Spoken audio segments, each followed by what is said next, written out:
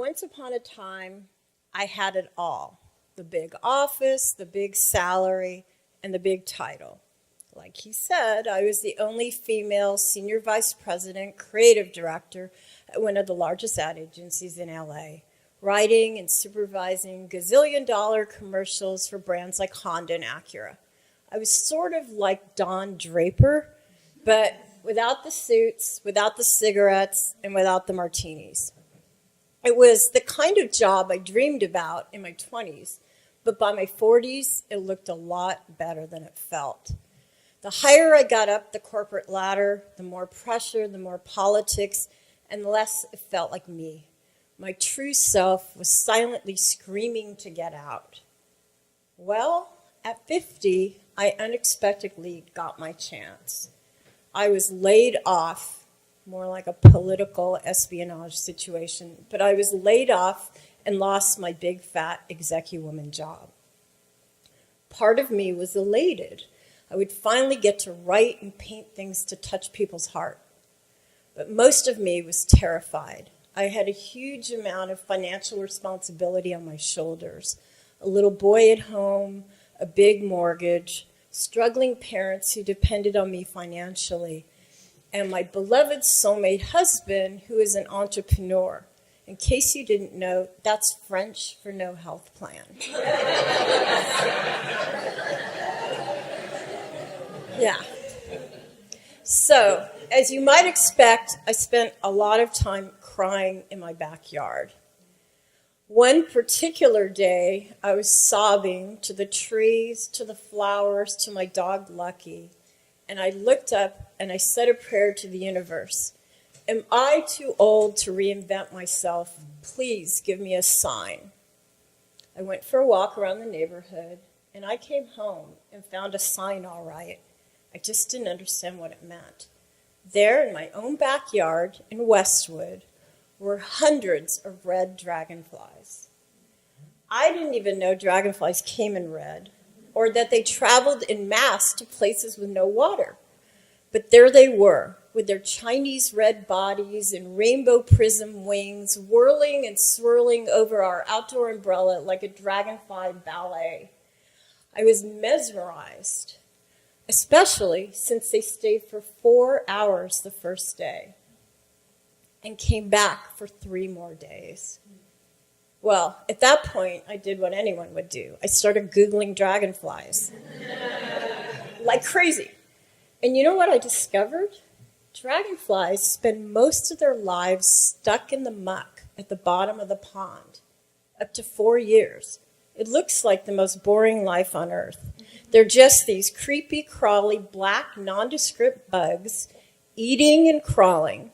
But in reality, they're going through all these invisible changes. They shed their skin, they grow new skin, they shed their skin, they grow new skin, up to 15 times over 4 years. I couldn't believe it.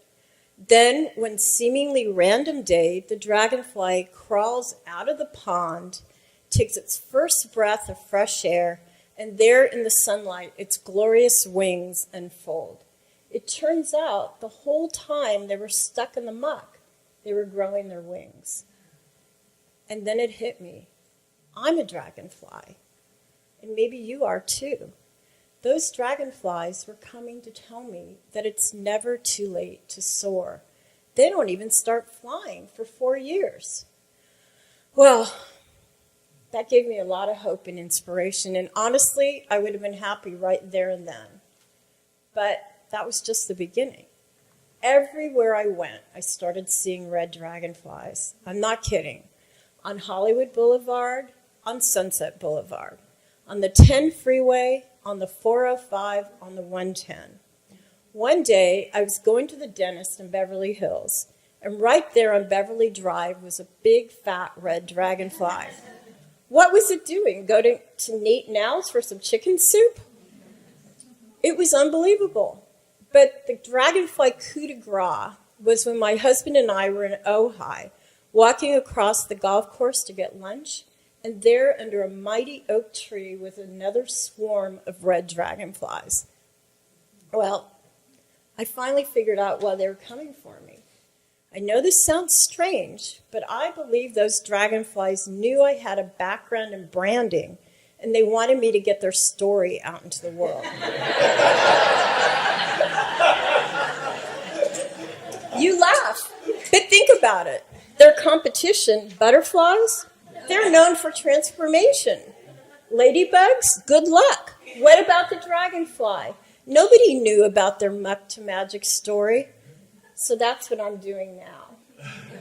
These days, instead of presenting storyboards to boardrooms full of men who could give a shit what I had to say,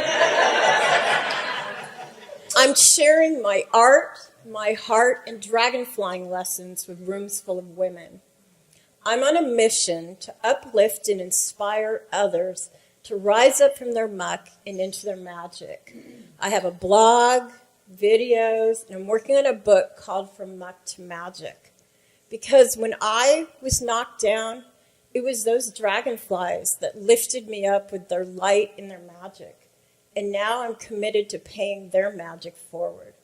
So, the next time you're stuck in the muck, whether it's fear or worry or loss or just the yuck and the guck of everyday life, I hope you'll remember the dragonflies and know that those times when you're down there, you're actually growing your wings, and it's never too late to soar.